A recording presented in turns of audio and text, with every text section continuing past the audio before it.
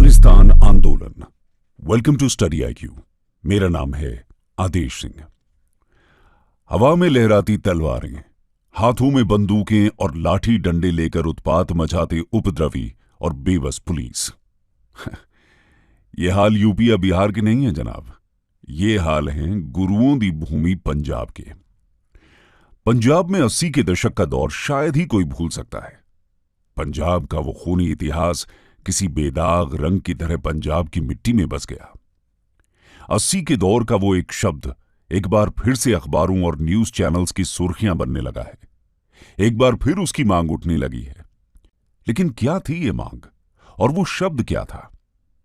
दोस्तों, वो मांग थी राज करेगा खालसा, खालसा बागी या बादशाह, और वो शब्द था खालिस्तान, यानी एक अलग देश की मांग।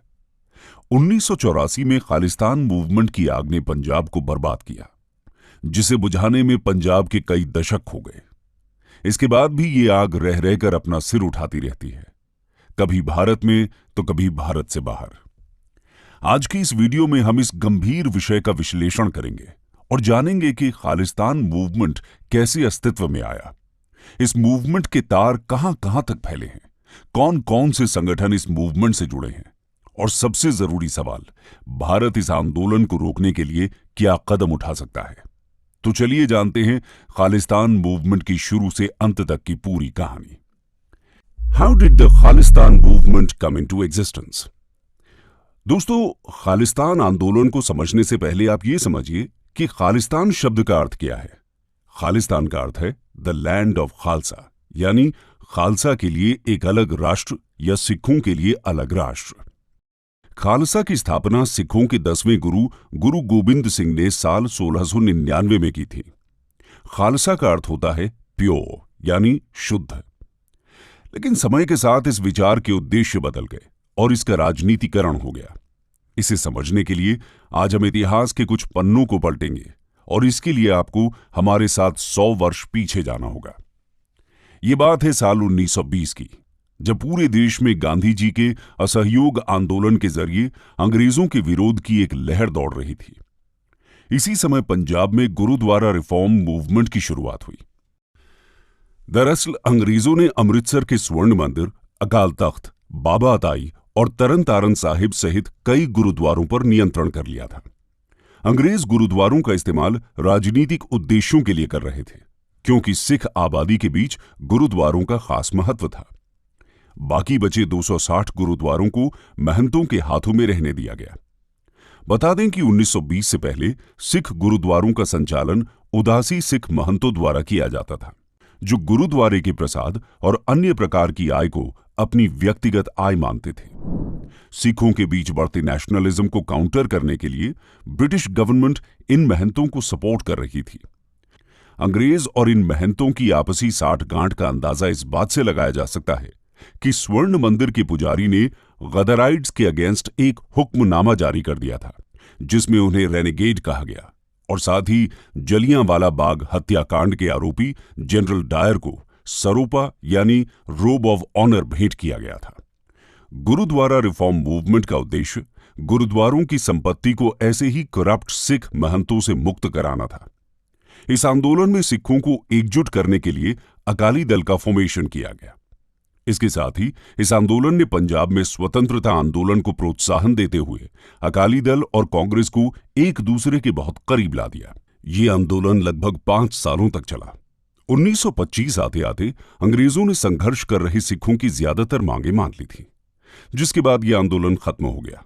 हालांकि इस आंदोलन से जुड़ी एक महत्वपूर्ण बात यह है कि जब यह संघर्ष चल रहा था तब सिख 3 हिस्सों में बंट चुके थे। इसमें पहले वो थे जो सिर्फ गुरुद्वारों को उदासी सिख महंतों से मुक्त कराना चाहते थे। दूसरे लोग वो थे जो इस आंदोलन के समाप्त होने के बाद भी भारत की आजादी के लिए लड़ते रहे। और तीसरे लोग वो थे जिन्होंने इसे सिख सांप्रदायिकता का राजनीतिक मंच बना दिया। ऐसा करने वाले लोगों ने ही सिखों को हिंदुओं और मुसलमानों से अलग दिखाने का प्रयास शुरू किया। हिंदुओं के लिए सिखों के मन में अलगाव की भावना के पीछे 2 बड़ी वजह थी। पहली ये कि समाज में हिंदू समुदाय ज्यादा प्रभावशाली था, और दूसरी वजह थी सरकारी नौकरियों और राजनीति में सिखों की कमजोर स्थिति। इन्हीं सब स्थितियों की वजह से सिख संप्रदाय में मनभेद शुरू हुआ और यहीं से अलग सिख देश की मांग ने जन्म लिया, जिसके लिए सिखिस्तान शब्द इस्तेमाल हुआ। इसी बीच साल 1929 में कांग्रेस के लाहौर अधिवेशन में पंडित जवाहरलाल नेहरू ने पहली बार पूर्ण स्वराज की मांग रखी और अंग्रेजों से भारत को आजाद कराने का संकल्प लिया। लेकिन इस दौरान 3 तरह के ग्रुप ने इस प्रस्ताव का विरोध किया। पहला ग्रुप मोहम्मद अली जिन्ना का था, जिनका मानना था कि मुसलमानों के लिए एक अलग देश होना चाहिए। दूसरा ग्रुप भारत के संविधान निर्माता डॉक्टर भीमराव अंबेडकर का था, जो दलितों के अधिकारों के लिए संघर्ष कर रहे थे। और तीसरा ग्रुप था मास्टर ताराचंद का, जो ये कह रहे थे कि अगर भारत में मुसलमानों के लिए अलग से सीटें आरक्षित की जाती हैं तो इस आधार पर सिख अल्पसंख्यकों के लिए भी सीटें आरक्षित होनी चाहिए। दोस्तों, मास्टर ताराचंद उसी शिरोमणि गुरुद्वारा प्रबंधक कमेटी के संस्थापक सदस्य थे जिसका गठन गुरुद्वारों को मुक्त कराने के लिए किया गया था। मास्टर ताराचंद को डर था कि कांग्रेस के नेतृत्व में आजाद भारत की राजनीतिक हिस्सेदारी में सिखों की भूमिका बहुत सीमित रह जाएगी, क्योंकि सिखों की आबादी उस समय भी हिंदू और मुसलमानों के मुकाबले काफी कम थी। इन्हीं वजहों से बाद में सिखों के लिए अलग देश की मांग उठी और कहा जाता है कि खालिस्तान का विचार यहीं से अस्तित्व में आया। हालांकि तब खालिस्तान की जगह सिखिस्तान शब्द ही इस्तेमाल होता था। समय के साथ भारत को अंग्रेजों से स्वतंत्रता मिली और पंजाब 2 हिस्सों में बढ़ गया। पश्चिमी पंजाब पाकिस्तान का हिस्सा बना और पूर्वी पंजाब भारत के हिस्से में आया। इस बंटवारे ने खालिस्तान आंदोलन के समर्थकों की अलग राज्य की उम्मीदों को धूमिल कर दिया। लेकिन आजादी के कुछ साल बाद हुई एक घटना ने अकाली दल को एक और मौका दे दिया। साल 1953 में भारत सरकार ने भाषा के आधार पर आंध्र प्रदेश राज्य का गठन किया। इसी से प्रेरित होकर अकाली दल ने धर्म के आधार को छोड़ते हुए पंजाबी भाषा बोलने वालों के लिए अलग राज्य की मांग की। संत फतेह सिंह ने पंजाब सूबा नाम से एक आंदोलन की शुरुआत की। इसका मकसद था पंजाबी भाषा बोलने वाले लोगों का एक अलग राज्य बनाना। लेकिन स्टेट्स रीऑर्गेनाइजेशन कमीशन ने इस मांग को मानने से इनकार कर दिया। मांग को इसलिए नहीं माना गया क्योंकि तब सरकार को यह लग रहा था कि भाषा के आधार पर राज्य की मांग की आड़ में ये लोग अलग सिख राज्य का सपना देख रहे हैं और भारत का संविधान धर्म के आधार पर इसकी इजाजत नहीं देता। 19 साल तक पूरे पंजाब में अलग सिख सूबे के लिए आंदोलन और प्रदर्शन होते रहे। इस दौरान हिंसा की घटनाएं बढ़ने लगीं। आखिरकार 1966 में इंदिरा गांधी सरकार ने पंजाब को 3 हिस्सों में बांटने का फैसला किया। सिखों की बहुलता वाला पंजाब, हिंदी भाषा बोलने वालों के लिए हरियाणा और तीसरा हिस्सा चंडीगढ़ था, जिसे दोनों नए प्रदेशों की राजधानी बना दिया गया। इसके अलावा पंजाब के कुछ हिली एरियाज को हिमाचल प्रदेश में मिला दिया गया। सरकार के इस बड़े फैसले के बावजूद कई लोग खुश नहीं थे। कुछ लोग पंजाब को दिए गए इलाकों से नाखुश थे, तो कुछ लोग साझा राजधानी के विचारों से खफा थे। पंजाब के इस बंटवारे के बाद ही खालिस्तान की राजनीति में एक नया मोड़ आया। ये वो दौर था जब खालिस्तान शब्द का ज्यादा इस्तेमाल होना शुरू हुआ। पंजाब के बंटवारे के बाद अकाली दल ने कई मांगें सरकार के सामने रख दी। उस समय भी देश में इंदिरा गांधी की सरकार थी। प्रकाश सिंह बादल के नेतृत्व में पार्टी ने कांग्रेस को 1967 और 1969 के विधानसभा चुनावों में कड़ी टक्कर दी। हालांकि 1972 का चुनाव अकालियों के बढ़ते राजनीतिक ग्राफ के लिए काफी खराब साबित हुआ। कांग्रेस सत्ता में आई। इसने शिरोमणि अकाली दल को सोचने पर मजबूर किया। साल 1973 में शिरोमणि अकाली दल ने 12 लोगों की एक कमेटी बनाई, जिन्होंने आनंदपुर साहिब रेजोल्यूशन पास किया। इस रेजोल्यूशन की 3 बड़ी मांगें थी। पहली मांग ये थी कि पंजाब की नदियों सतलज और ब्यास के पानी का बंटवारा फिर से हो। दूसरी मांग थी कि चंडीगढ़ को पूरी तरह से पंजाब को सौंप दिया जाए और तीसरी मांग थी कि हरियाणा, हिमाचल प्रदेश और राजस्थान के उन जिलों को जहां सिखों की आबादी अधिक है, उन्हें पंजाब में शामिल किया जाए।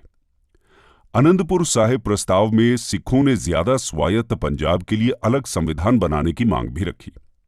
1980 तक आनंदपुर साहिब प्रस्ताव के पक्ष में सिखों के बीच समर्थन बढ़ता गया, लेकिन इस बीच अकाली दल राजनीतिक तौर पर कमजोर हो गई और खालिस्तान आंदोलन को राजनीतिक सफलता नहीं दिला पाई, जिसकी वजह से पंजाब में अलगाववादी विचारधारा मजबूत होनी शुरू हो गई और सिखों के लिए खालिस्तान नाम का अलग देश बनाने की मांग ने जोर पकड़ लिया। ये वही दौर था जब पंजाब में अलगाववाद अपने चरम पर था और जरनैल सिंह भिंडरावाले इसका पोस्टर बॉय बन गया। यहां ध्यान देने वाली बात यह है कि शुरुआती दिनों में इंदिरा गांधी और पंजाब कांग्रेस के अध्यक्ष ज्ञानी जैल सिंह दोनों ने भिंडरावाले का समर्थन किया था, क्योंकि भिंडरावाले के जरिए इंदिरा गांधी पंजाब में अकाली दल को और कमजोर करना चाहती थी। लेकिन इंदिरा गांधी का यह दांव उनकी सबसे बड़ी गलती साबित हुआ।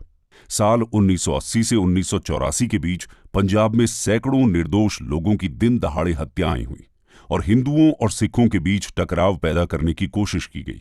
भिंडरावाले ने शुरुआत में निरंकारियों और खालिस्तान का विरोध करने वालों को अपना निशाना बनाया और इसके बाद पत्रकार, नेता, पुलिस और हिंदू समुदाय के लोग भी उसके निशाने पर आ गए। जुलाई 1982 तक भिंडरावाले इतना मजबूत हो गया था कि उसने अमृतसर के स्वर्ण मंदिर में अपनी जड़ें मजबूत कर ली थी और जून 1984 तक हालात इतने बिगड़ चुके थे कि स्वर्ण मंदिर को खालिस्तानी अलगाववादियों से मुक्त कराने के लिए इंदिरा गांधी ने 5 जून 1984 को ऑपरेशन ब्लू स्टार चलाया। इस ऑपरेशन में 83 जवान शहीद हुए थे और 493 खालिस्तानी आतंकवादी मारे गए थे, जिनमें जरनैल सिंह भिंडरावाले भी था। इसका नतीजा यह हुआ कि इंदिरा गांधी की उनके ही बॉडीगार्ड्स द्वारा हत्या कर दी गई। उसके बाद देश भर में सिखों के खिलाफ भड़के दंगों ने पंजाब के हालात को बेहद संवेदनशील बना दिया था। पूरा राज्य खालिस्तान समर्थक चरमपंथ की आग में जल रहा था, जिसे रोकने के लिए सरकार ने ऑपरेशन ब्लैक थंडर जैसी कई बड़े और छोटे ऑपरेशंस लॉन्च किए। इस एक दशक में जनता भी इस अशांति से तंग आ चुकी थी। पुलिस और सरकार की कार्रवाई ने धीरे धीरे पंजाब में खालिस्तान आंदोलन की आग को काफी हद तक बुझा दिया था, लेकिन इसकी चिंगारी अभी भी कहीं न कहीं खालिस्तान समर्थकों के सीने में जल रही थी, जिसे समय समय पर बाहरी शक्तियों द्वारा हवा दी जाती रही है। दरअसल दोस्तों, खालिस्तान आंदोलन न सिर्फ भारत से जुड़ा है, बल्कि इसके तार दूर दूर तक फैले हुए हैं। आइए जानते हैं कि भारत के बाहर खालिस्तानियों का साम्राज्य कितना बड़ा है। How far are the strings of the Khalistan movement spread. दोस्तों, आप सभी को यह लग सकता है कि खालिस्तान सिर्फ भारत में एक्टिव है, लेकिन आपको जानकर हैरानी होगी कि खालिस्तान समर्थक न सिर्फ भारत में बल्कि विदेशों में भी एक्टिव हैं। ये पाकिस्तान, कनाडा, ब्रिटेन जैसे देशों में अपने ठिकाने बनाए हुए हैं। विदेशों में खालिस्तान आंदोलन की शुरुआत की बात की जाए तो इसके पीछे सबसे बड़ा हाथ जगजीत सिंह चौहान का माना जाता है। 1960 में जगजीत सिंह चौहान पंजाब की राजनीति में काफी चर्चित नाम था। पंजाब विधानसभा का डेप्यूटी स्पीकर रहा यह शख्स कट्टर खालिस्तान समर्थक था। 1969 में जगजीत विधानसभा चुनाव हारा और भारत छोड़कर ब्रिटेन चला गया। वहां उसने खालिस्तान आंदोलन की शुरुआत की। इसके बाद साल 1971 में जगजीत सिंह चौहान ने अमेरिका के एक अखबार में खालिस्तान देश की स्थापना के लिए एड प्रकाशित करवाया और फंड जुटाने की कोशिश की। इसके बाद उसने लंदन में खालिस्तान नेशनल काउंसिल की स्थापना की। उसने प्रस्तावित देश का डाक टिकट तक जारी कर दिया। तो इस तरह देश के बाहर खालिस्तानियों ने अपने पैर पसारने शुरू कर दिए। हालांकि ब्रिटेन में जगजीत की मुहिम को कोई खास समर्थन नहीं मिला, लेकिन इसी बीच 1971 का युद्ध हुआ। इस युद्ध में पाकिस्तान को भारत से करारी हार मिली और दुनिया के नक्शे पर बांग्लादेश नाम का नया देश बनकर उभरा। युद्ध में हारे पाकिस्तान ने बदले की आग में ब्लीड इंडिया पॉलिसी के तहत खालिस्तान आंदोलन को हवा देने की कोशिश की। जगजीत सिंह को पाकिस्तान आने का निमंत्रण मिला, जहां उसने फिर खालिस्तान की बात की, जिसे पाकिस्तान की प्रेस ने खूब जोर शोर से उछाला। जगजीत के अनुसार जुल्फिकार अली भुट्टो ने उसे प्रस्ताव दिया था कि ननकाना साहिब खालिस्तान की राजधानी बनेगा। अगले कुछ सालों में जगजीत की मुहिम को यूरोप और अमेरिका के एक सिख धड़े द्वारा समर्थन मिलने लगा और जगजीत की हैसियत बढ़ती गई। हालांकि इतनी कोशिशों के बावजूद भी वो अपने मकसद में कभी कामयाब नहीं हो पाया। दोस्तों, खालिस्तान का समर्थन करने वाले सरगना न सिर्फ भारत में हैं, बल्कि भारत से बाहर बैठे हुए हैं और वहीं से बैठकर भारत में खालिस्तानी आंदोलन को समय समय पर भड़काते रहते हैं, भारत विरोधी गतिविधियों को अंजाम देते हैं। मसलन खालिस्तान कमांडो फोर्स का मुखिया परमजीत सिंह पंजवार 1994 से लाहौर में बैठा है। बब्बर खालसा इंटरनेशनल का प्रमुख वाधवा सिंह बब्बर भी लाहौर से ही काम करता है। जरनैल सिंह भिंडरावाले का भतीजा लखबीर सिंह रोडे लाहौर में बैठकर कथित तौर पर यूरोप और कनाडा में खालिस्तानी ताकतों को एकजुट करता है। सिख फॉर जस्टिस का संस्थापक गुरु पतवंत सिंह पन्नू अमेरिका में है। खालिस्तान आंदोलन को पाकिस्तान का पूरा सपोर्ट है। इस बात के सबूत सीनियर जर्नलिस्ट टेरी मिलॉस्की की Khalistan a project of Pakistan नाम की रिपोर्ट देती है। इस रिपोर्ट में टेरी ने खालिस्तान आंदोलन की तहकीकात की है, ये रिपोर्ट बताती है कि खालिस्तान आंदोलन का बीज पाकिस्तान ने ही बोया था और वही आज तक इसे खाद पानी दे रहा है। ये अलगाववादी उसी के रहमो करम पर जिंदा है। इसके साथ ही पिछले दिनों पाकिस्तान के senior defence expert Zaid Hamid का एक वीडियो वायरल हुआ था। इसमें वो कह रहे थे कि हमने भारत के खिलाफ खालिस्तान को खड़ा किया था। पाकिस्तान अनटोल्ड नाम के एक ट्विटर हैंडल ने यह वीडियो शेयर किया था। रिंदा बब्बर खालसा इंटरनेशनल का इंडिया हेड है। वो लाहौर से बैठकर ही पंजाब समेत कई जगहों पर आतंकी गतिविधियों को चला रहा है। वहीं 2019 में भारत ने 23 पन्नों का एक डॉसियर जारी कर दावा किया था कि रेफरेंडम 2020 की गतिविधियां पाकिस्तान से चलाई जा रही हैं। बता दें कि रेफरेंडम 2020 सिक्स फॉर जस्टिस नाम की संस्था द्वारा चलाया गया एक अभियान था, जिसे 2018 में इस संस्था के प्रमुख गुरपटवंत सिंह पन्नू द्वारा शुरू किया गया था। अभियान के तहत जनमत संग्रह के लिए लाहौर में एक स्थायी दफ्तर बनाया गया था और ननकाना साहिब के आसपास जरनैल सिंह भिंडरावाले की तस्वीरों के साथ इस अभियान के बैनर लगाए गए थे। यही नहीं, ये संस्था ग्रेटर खालिस्तान की मांग भी करती रही है, जिसमें पाकिस्तान के पंजाब का इलाका भी शामिल होता है। कथित तौर पर किए जा रहे जनमत संग्रह में गैर सिखों को भी वोटिंग के लिए रजिस्टर होने की सुविधा दी गई थी। भारत ने इस बात के भी सबूत दिए थे कि खालिस्तान समर्थक नेता गोपाल सिंह चावला जमात उद दावा के मुखिया हाफिज सईद के साथ नजर आ रहा है। दोस्तों, खालिस्तान समर्थकों में न सिर्फ पाकिस्तान है बल्कि दुनिया के कई देश हैं। पिछले कुछ सालों में ऑस्ट्रेलिया के अलग अलग इलाकों में कई हिंदू मंदिरों को निशाना बनाया जा रहा है। मंदिरों में खुलेआम तोड़फोड़ की जा रही है। मंदिरों की दीवारों पर खालिस्तान के समर्थन में नारे लिखे जा रहे हैं। इसके अलावा ऑस्ट्रेलिया के ब्रिस्बेन में 19 मार्च 2023 को रेफरेंडम 2020 यानी सिखों का अलग देश बनाने के लिए वोटिंग आयोजित की गई थी। इससे पहले 29 जनवरी को मेलबर्न में वोटिंग करवाई गई थी, जिसमें यह दावा किया गया था कि इसमें 10,000 सिख शामिल हुए थे। इसके अलावा पिछले साल अमेरिका में बेस्ड आतंकी संगठन सिख फॉर जस्टिस ने दुनिया के कई देशों में खालिस्तान के समर्थन में जनमत संग्रह कराया था। इंडिपेंडेंट की रिपोर्ट के मुताबिक 18 सितंबर 2022 को कनाडा में हुए कथित जनमत संग्रह में करीब 10 से 12,000 लोगों ने हिस्सा लिया था। भारत ने इस जनमत संग्रह का विरोध किया था, लेकिन कनाडा ने इसे विचार रखने की आजादी बताकर बैन लगाने से मना कर दिया था। पिछले महीने ही खुफिया रिपोर्ट में इस बात के संकेत दिए गए थे कि पाकिस्तान और आईएसआई पंजाब और देश के अन्य हिस्सों में दहशत फैलाने के लिए पंजाब के गैंगस्टर और खालिस्तानियों को फंडिंग कर रहे हैं और उन्हें हथियार सप्लाई कर रहे हैं। पंजाब सरकार ने भी ये दावा किया था कि खालिस्तानियों को पाकिस्तान समेत कई देशों से फंडिंग हो रही है। वहीं 3 साल पहले एनआईए ने अपनी रिपोर्ट में बताया था कि खालिस्तानी संगठन जैसे एसएफजे, खालिस्तान जिंदाबाद force, Babbar Khalsa, Khalistan tiger force Bharat में मौजूद कुछ एनजीओज को फंडिंग कर आतंक फैलाने की कोशिश कर रहे हैं। ज्यादातर funding Britain, Canada, America, Australia, France और जर्मनी से की गई थी। ऐसे में सोचने वाली बात यह है कि भारत सरकार इस आंदोलन को खत्म करने के लिए क्या कदम उठा सकती है। आइए जानते हैं how to counter Khalistan movement. दोस्तों, ये तो हम सभी जानते हैं कि पंजाब हमारे देश का एक अभिन्न अंग है। बॉर्डर एरिया होने की वजह से पंजाब भारत के लिए और महत्वपूर्ण हो जाता है। जरूरत इस बात की है कि भारत और विदेशों में सिखों को कट्टरपंथ से मुक्त किया जाए। हालांकि इसके लिए सभी संबंधित दलों को राष्ट्रीय हित को ध्यान में रखते हुए राजनीति को अलग रखना होगा। खालिस्तान जैसे बड़े मुद्दे पर भारत सरकार और पंजाब सरकार को एक साथ आना होगा और मिलकर इस समस्या का समाधान निकालना होगा। किसी भी तरह के एक्शन को राजनीतिक आम सहमति पर आधारित होना चाहिए। यदि इस तरह के प्रयास को हम राजनीति की वजह से कमजोर करते हैं तो हम केवल पंजाब में एक नया अलगाववादी फ्रैंकेनस्टीन पैदा कर रहे होंगे।